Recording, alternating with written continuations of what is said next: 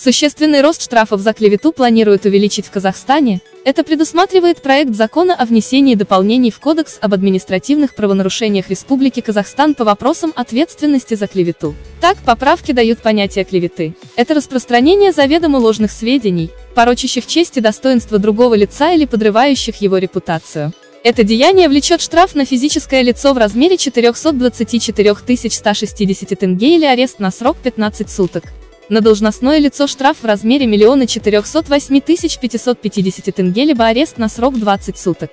При этом это же деяние, совершенное публично или с использованием средств массовой информации или сетей телекоммуникаций, влечет штраф на физическое лицо в размере 460 980 тенге, или арест на срок 20 суток, на должностное лицо штраф в размере 650 месячных расчетных показателей либо арест на срок 25 суток.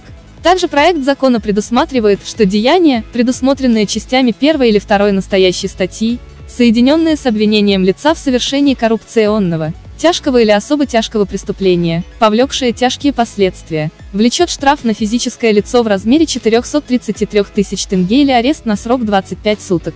На должностное лицо штраф в размере 1 623 750 тенге либо арест на срок 30 суток.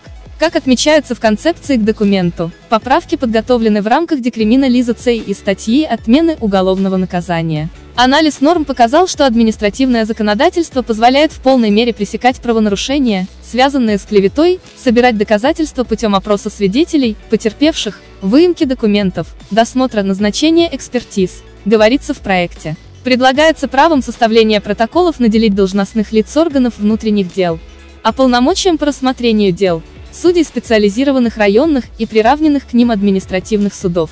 Сейчас уголовные дела о клевете отнесены к делам частного обвинения. Производство по этим делам начинается по жалобе потерпевшего и подлежит прекращению в случае примирения.